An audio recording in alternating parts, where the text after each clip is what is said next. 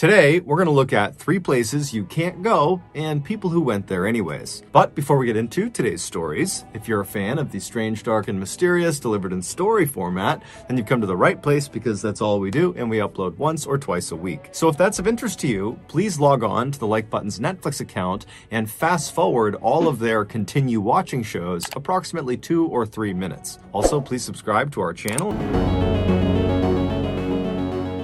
Located on the far northern tip of Maine, right on the border of Canada, lies a small rural town called Van Buren.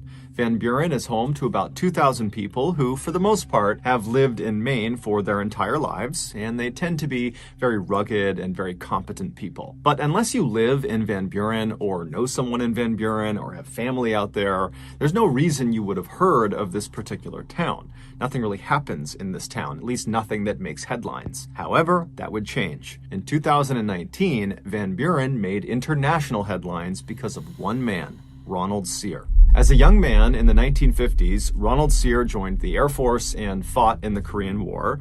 And then after he got out of the military, he moved back to his hometown of Van Buren, Maine, and he moved into a very modest 2-story home right near town.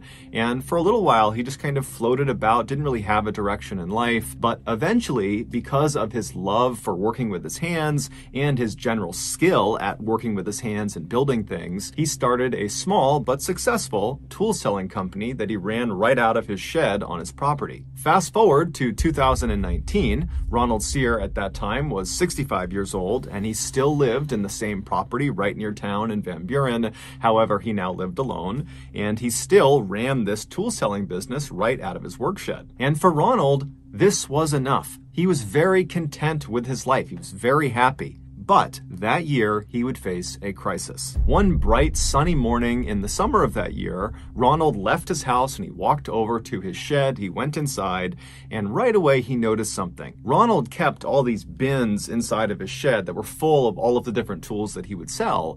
And because he was in there all the time, either literally selling tools or tinkering with whatever it was he was building himself, he was very aware of how full each of these bins were. And anytime they got low, he would order more so he had enough supply to sell. And so he went into his shed this morning and he noticed right away that a couple of the bins appeared to be a little bit lower than he remembered. And right away, Ronald is thinking, did I forget to order supplies to fill these bins up? Did I just forget to do that? But he's thinking to himself, I am meticulous in making sure my inventory is full at all times. I've been doing this for decades. And so it can't be me. Maybe I took the tools and I brought them into my house and I've left them in there, or maybe they're in my truck. And so Ronald, believing there's a totally logical explanation for this, would leave his shed and he would search his property, but he can't find these tools anywhere. And so he began calling his family and his friends to see if, maybe they had come by and borrowed some of these tools, or maybe they knew what had happened to them. But everyone he spoke to said, no, I have no idea. And so by that afternoon, Ronald had found himself back inside of his work shed looking around, thinking to himself, have I been robbed? It was the only logical thing he could think of that would explain this loss. And so Ronald drove to the police station and he spoke to police and he explained what happened. But unfortunately, the police's reaction to what he was telling them was not exactly what he wanted. They basically assumed that, he just had miscounted, that in reality, the tools were either still in the shed and he just forgot how many were supposed to be in there, or he had just kind of lost them on his property somewhere, that they were bound to turn up. And so the police told him, look, Ronald, go back and search your property. I'm sure they're there. And if you get some proof that someone actually stole from you, then come back to us. And so Ronald was really annoyed by this. He wanted them to take this seriously, but he could tell they just were not going to. And so Ronald drove back to his house. He went inside, he hopped on his computer, and he began researching what other homeowners did to protect themselves from things like theft. And one of the things he came across was setting up tripwires all around the perimeter of your property. Basically, you take these thin wires and you stretch them out very tight, very low to the ground, and you anchor them on each side, and then on the wire itself, you hang little bells. And so in theory, if an intruder were to walk onto your property, they would most likely not see the tripwires on the ground and they would kick them, and that would cause the bells to ring, thereby alerting the homeowner of their presence. Ronald loved this idea, so he went out and he set up tripwires all around his property. But over the next several days, after these wires were stood up, none of the wires made any sound, and still more tools continued to go missing. This was also in spite of the fact that his shed was locked at night. And so Ronald's thinking to himself, whoever's doing this is clearly watching me and kind of monitoring what I'm doing. They must be aware of the tripwires, and they must be sneaking into the shed, at some time that I have the doors unlocked. I mean, this is a professional thief. And so as Ronald is thinking about this master thief that is targeting him, he has this sudden fear that if he can't stop this person from breaking into his shed and taking his tools, how can he possibly protect himself against this person breaking into his home and stealing things from in there, which included all of his cash and many other valuables. And so Ronald became very fearful and decided the only thing he could do was really beef up his home security system. And so he hopped back online and he began Googling other ways to protect your property. And after discovering a number of really effective techniques, he got to work. He began building all these home defense systems and placing them all around his property. And after all of these kind of DIY security measures were put up, the theft of his tools stopped.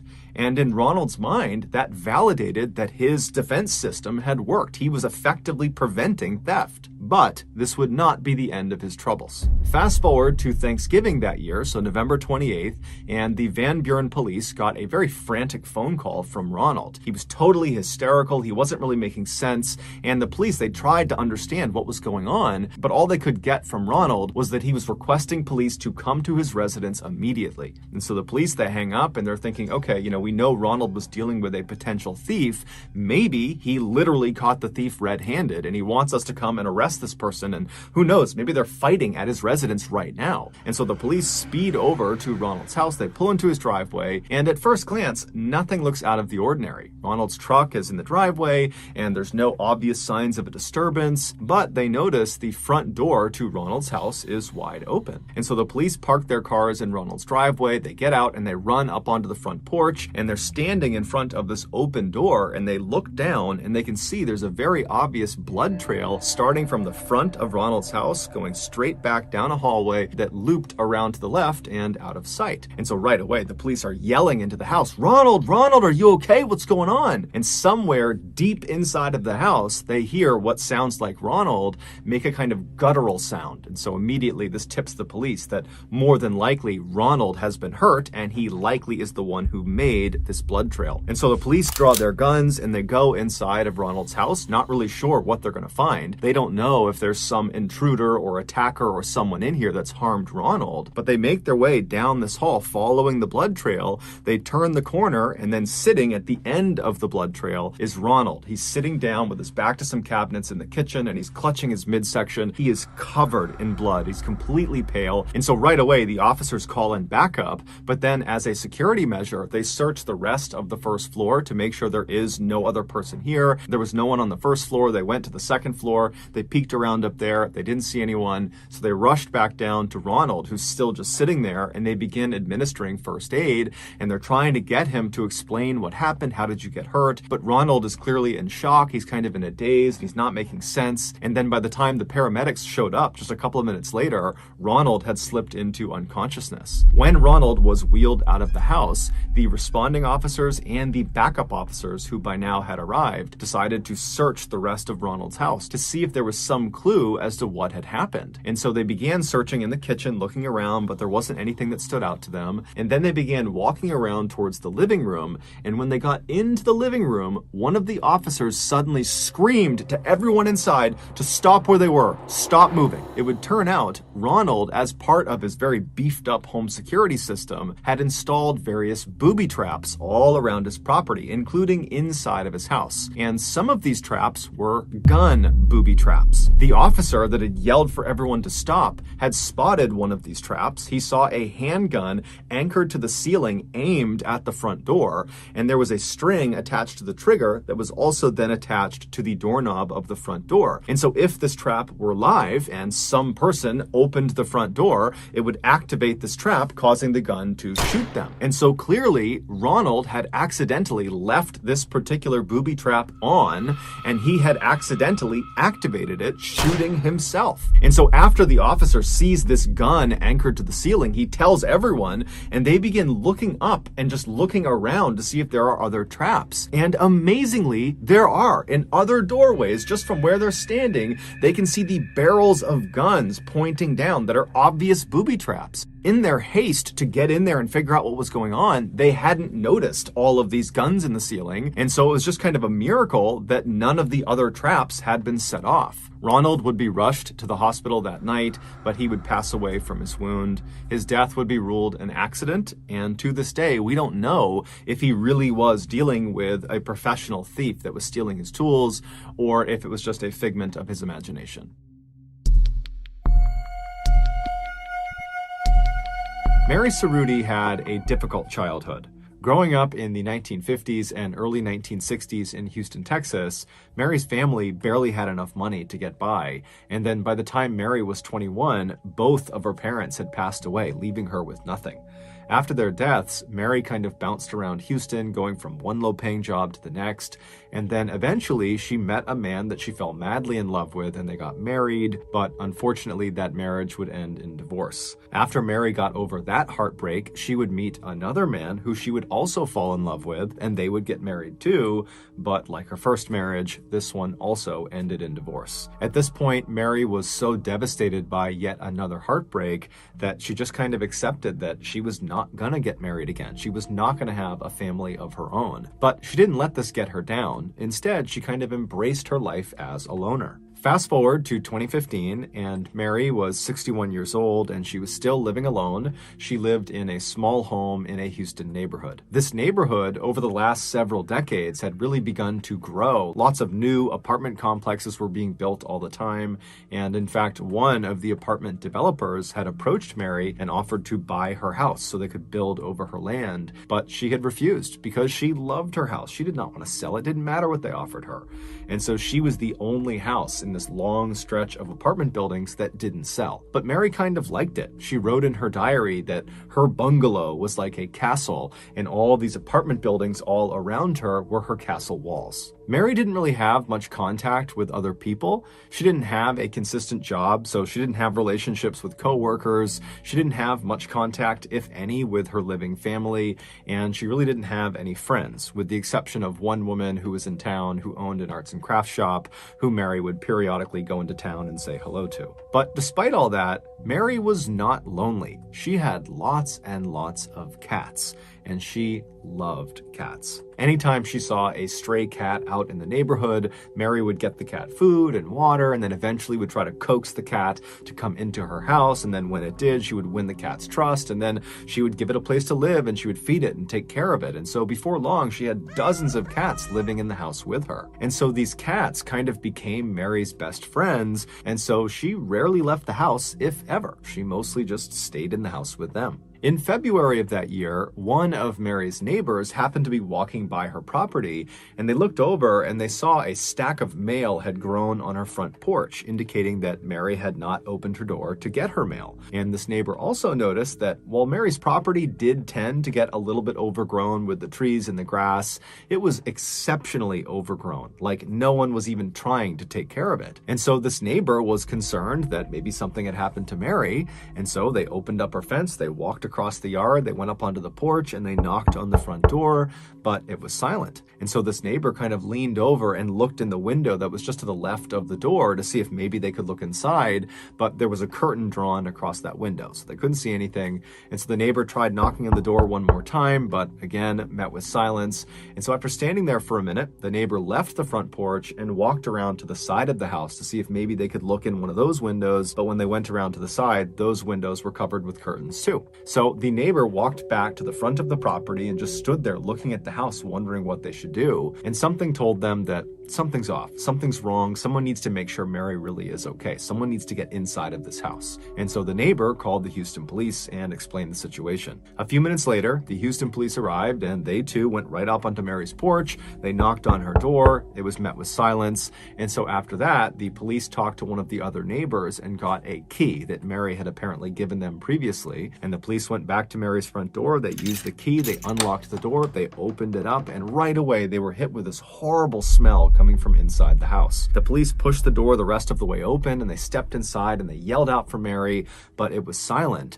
And then before the police even began walking around looking for her, they looked off to their left and the right inside of the house, and they saw there were all these dead cats all over the ground. And so the Houston police didn't know what happened to Mary, but right away they're thinking, okay, we've seen scenarios like this before where someone who lives alone that no one really checks on dies unexpectedly, and then when they pass away, all of their pets are trapped in the house, they're not getting fed, and so they pass away too. And so the police at this point are fully expecting to find Mary's dead body somewhere in the house, and so they begin walking through the house looking for it. But after searching the house top to bottom, they could not find Mary. And so the police leave Mary's house, and at this point there are people outside gathered because they see the police cars. And so the police grabbed a couple of the neighbors and they asked them, do you know anything about this woman? Did she say anything about where she was going? Did you see her leave at any point? And the consensus amongst the neighbors they spoke to was that Mary basically kept to herself. She did not travel. She didn't go anywhere. She mostly just stayed in her house with her cats. And so it was very unlikely that she would have just abandoned the property and abandoned her cats because she loved them so much. And so the police at this point are thinking, okay, she's got to be in this house somewhere. And so the police called a few more officers to the property, and the group went back inside of Mary's house, and they really looked for Mary, thinking that, maybe she slipped into a closet and that's where she passed away, or, maybe she's just hidden somewhere in the house. And so they really kind of ripped the house apart looking for her. But again, there was just nothing. And so after they finally stopped the search without finding Mary, the police contacted Mary's extended family and they asked them the same questions. Did Mary say anything about a trip she was going to take? Is there any reason she would just abandon her property? And they all would say, look, we don't talk to Mary. We don't know where she went. We have no idea. And so for a little while, the Houston police continued to search for Mary in and around Houston.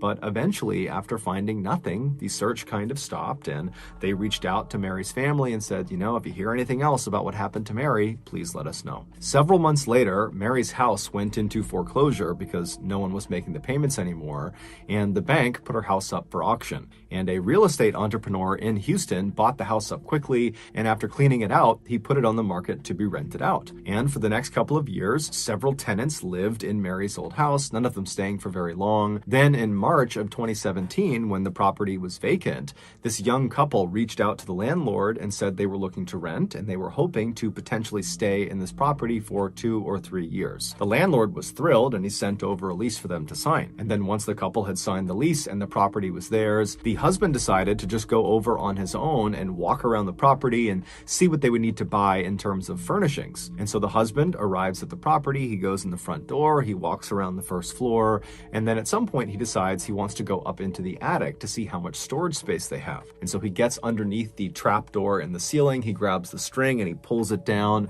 revealing this folded up ladder. He flips down the lower ladder piece and puts it on the ground, and then he began climbing up. Once he got up into the attic, he stayed standing on the ladder and just kind of scanned around, and he saw there really wasn't much up there. There was a couple of metal cages that appeared to have been for pets or something, but it was very dirty and dark, and it appeared like no one had really come up here in a long time. And he kind of assumed that, the other tenants weren't using this as a storage space. And so the husband was about to go back down the ladder when he noticed off to the right side of the attic, kind of far away from the ladder, right where the roof begins to pitch down, he saw one of the floorboards was kind of popped up like it shouldn't be. And he stared at it, and he's looking around at the rest of the attic, and all of the floorboards were perfectly uniform, but that one was really jacked up. And so he was curious, and so he climbed up into the attic, and he kind of stooped down, and he walked over to this loose floorboard, and when he was standing over it, he could tell that this floorboard had kind of popped off of this hole in the ground, that the floorboard had been covering this hole, but the hole was dark. And so he pulled out his phone,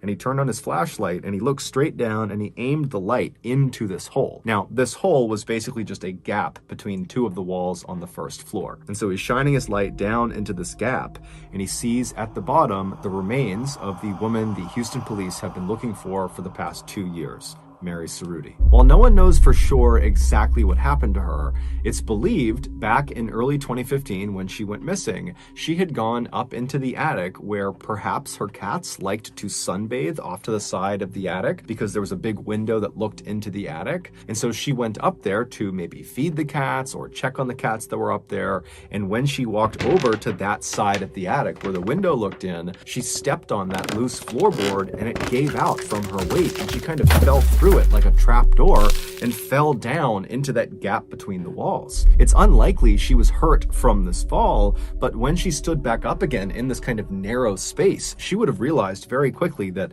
there was nowhere for her to go. You can't go left, you can't go right, and you can't get back up into the attic. It was too far up for her to reach, and there was no way for her to kind of use the walls to climb back up because the space she was in was so narrow. I mean, she could barely move. She also didn't have a cell phone on her, so she couldn't call anyone. If she screamed out, no one would have heard her because she was behind several walls of insulation. And because no one ever checked on her, there was no one that was just going to find her trapped in the wall. She was totally on her own. And so trapped in this little space, Mary spent probably a couple of days screaming and trying to get her way out, but nothing worked. And then eventually she passed away. And then unfortunately, all of her cats did too. Her death was ruled an accident.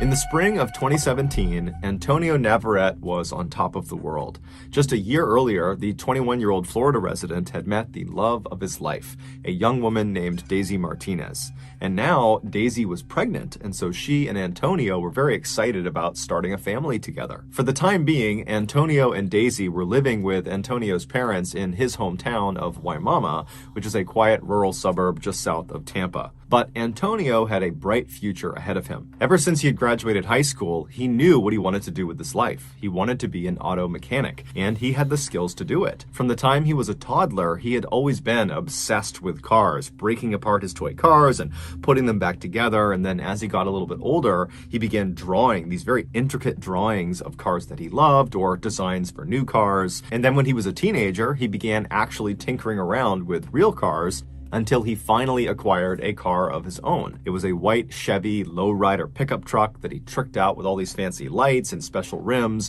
and this huge sound system that took up most of his back seat. It was thanks in part to this truck, which he nicknamed Casper, that Antonio, who was too shy to be much of a ladies' man, met up with Daisy in the first place. Antonio had driven Casper to a local car meetup for other car enthusiasts, where you could basically park your vehicle and you could walk around and see what other people did to upgrade or enhance their vehicles. And so while Antonio was there, he was walking around when he saw on the far side of this meetup, there was this unbelievably beautiful young woman, and he found himself just staring at her. He couldn't help it. And this young woman, who was Daisy, she eventually would look up and she would smile at him, and the rest, as they say, was history. 6 months later, not long after Daisy had moved in with Antonio at his parents' house, and the couple had announced to their delighted families that they were going to have a baby, Antonio got yet another good piece of news. He'd landed a good job with a company that did maintenance work for Tampa Electric Company's Big Bend power plant,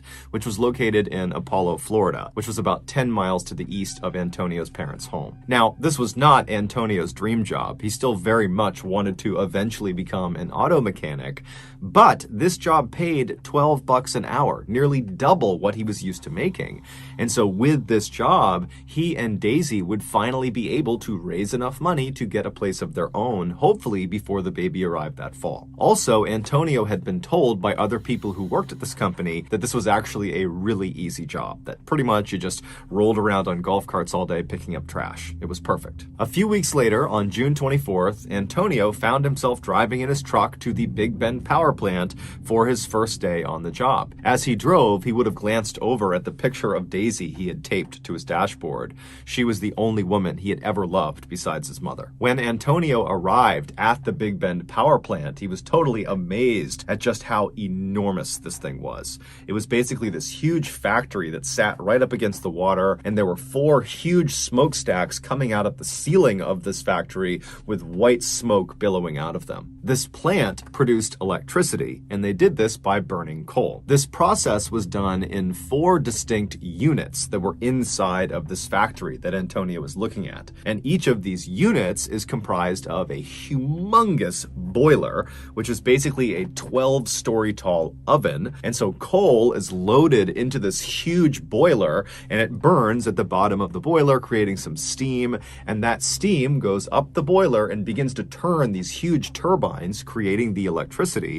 And then the steam just continues up the boiler and then out its respective smokestack into the air. In newer units, the airborne ash, which is a natural byproduct of burning coal, is captured inside of the boiler. But at Big Bend, 3 of their 4 units were built in the 1970s, so they were older models, and they did not capture the airborne ash inside the boilers. Instead, the ash would get heated up so much that it would melt and turn into a substance called slag, which basically is molten lava, like the stuff that comes out of volcanoes. That's what slag is. And so as this slag kind of builds up inside of the boiler, it would go through this man-sized hole at the very bottom of the boiler, and right below that hole is this 30-foot tall water tank called a cooling tank, and this red-hot slag, it basically dumps down into that water, which cools it off, turning it into these kind of glassy rocks. And then they settle at the bottom of this 30-foot cooling tank, and at the bottom of the cooling tank is this grinding mechanism that pulls these hardened, cooled off little boulders of slag into it, and it crushes them up and spits them out on the other side as little tiny bits of slag chips. And then these chips get sold for use in everything from sandpaper to roofing shingles. So after Antonio had spent several minutes just admiring this gargantuan building he would be working in, he gathered up his things, he hopped out of his truck, and he headed toward the front doors. That day, and the next couple of days, were very uneventful for Antonio. He basically just sat in a break room and watched videos about safety and training, and then when he wasn't doing that, he was out trying to navigate around the inside of this huge factory, which was basically this huge maze. And he found very quickly that it was a very hazardous place to work, as there were huge trucks moving around inside of it, it was super loud, and there was just heavy machinery operating constantly all around you. But after several days of just kind of walking around and asking people what things were, Antonio felt like he had a pretty good handle on the layout and also on what his job would entail. On Thursday, June 29th, so just 4 days into doing this new job, Antonio woke up in his parents' house in a really good mood because the next day, that Friday, Daisy was going in for an ultrasound and they were going to find out whether their baby was a boy or a girl, and he was very excited about this. And so Antonio came downstairs, he grabbed a quick bite to eat, and then he kissed Daisy on the cheek, and he headed outside into his truck and began the commute to work. A few hours later, Antonio's mother was in the grocery store when she pulled her phone out of her purse, and she noticed Antonio had called her and she missed it, but he had left a voicemail. And so she played the voicemail and then put the phone to her ear. And what she heard was quite possibly the most traumatic thing a mother could ever hear from their child. After leaving the house that morning, Antonio drove all the way to work, no problem. He parked in the lot, he went inside the building, and initially the day was like any other day. He just kind of drove around the facility and picked up trash, and that was it. But just a couple of hours into his shift, 2 fairly significant issues arose simultaneously inside of Unit 2. In the boiler, the slag that was building up had somehow created a sort of plug over that man-sized hole where the slag was supposed to dump into the water chamber. And so as more and more slag was being created as the ash melted, it wasn't draining into that chamber, and so all of this slag was just building up on top of itself inside of the boiler.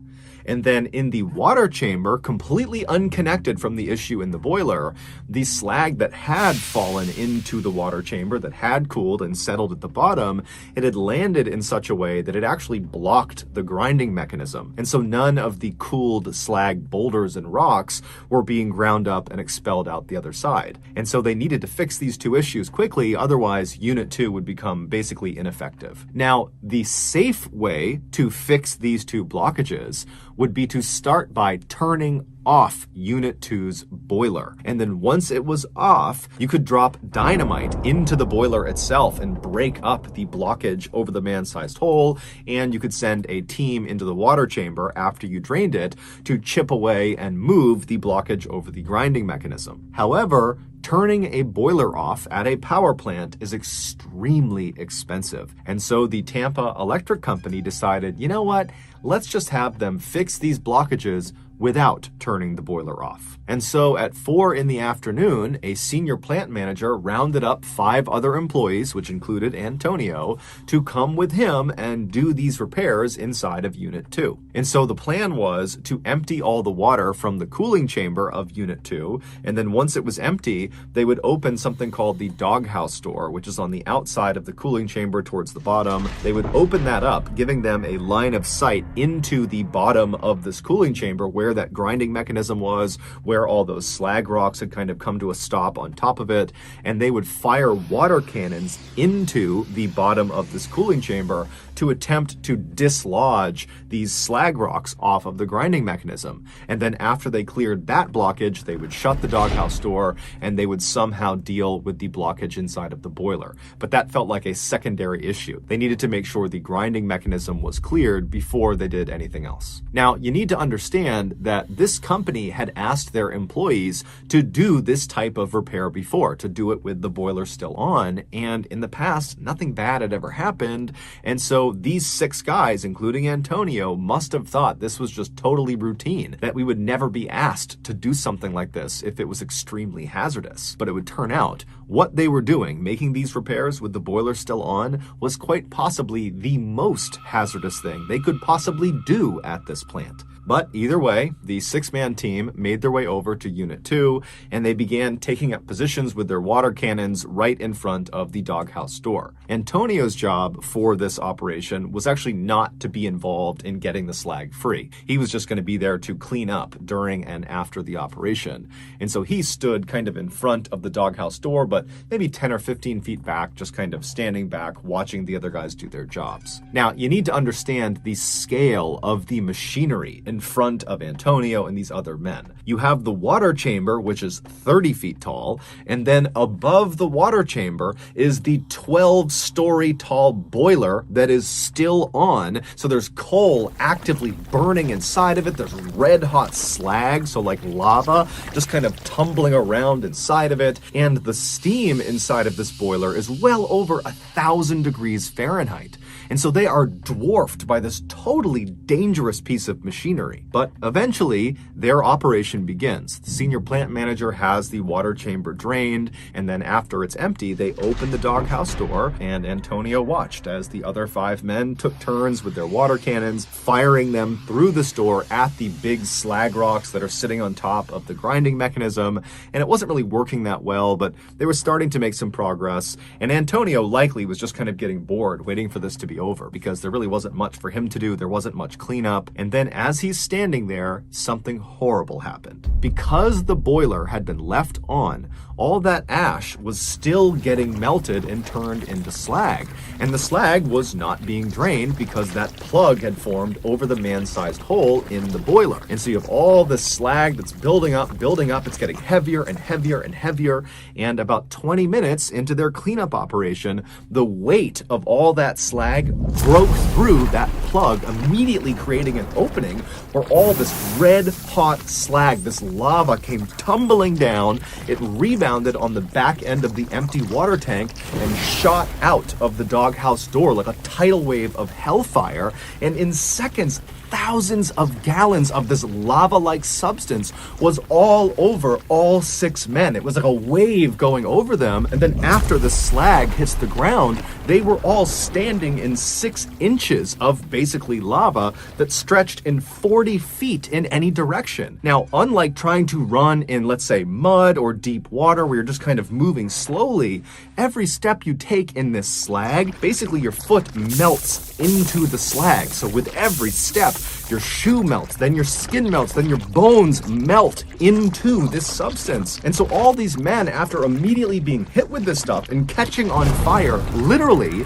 they likely tried to start running, but it was like their bodies were slowly consumed by this slag feet first. And so Antonio tried to run like the rest of them, but he couldn't go anywhere and he fell onto the slag. So he's laying on his side, and as he's melting and burning to death, he reaches into his pants pocket with his free hand and he pulls his phone out and he calls his mother. She doesn't pick up, and so he leaves her a voicemail, and all he says is, "Mom, I'm burning. Please call the cops. Please, Mom." And in the background of this voicemail, all you hear is the hissing sound of the steam and slag pouring out of the boiler. In total, 5 of the 6 men that were a part of this repair operation would be killed from this tidal wave of slag.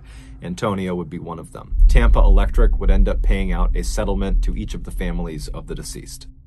So that's going to do it, guys. If you got something out of today's episode and you haven't done this already, please log on to the Like Button's Netflix account and fast forward all of their continue watching shows approximately 2 or 3 minutes. Also, please subscribe to our channel and turn on all notifications so you don't miss any of our weekly 1 or 2 video uploads. We now have a podcast that puts out brand new, never before heard stories every Monday morning. We also put out a remastered version of the audio from a popular YouTube video on Thursday mornings. And so that podcast is just called the Mr. Ballin Podcast. You can find it on Spotify, Apple, Amazon, Google, anywhere you get your podcasts, you can find it there. If you want to get in touch with me, you can send me a direct message on any major social media platform.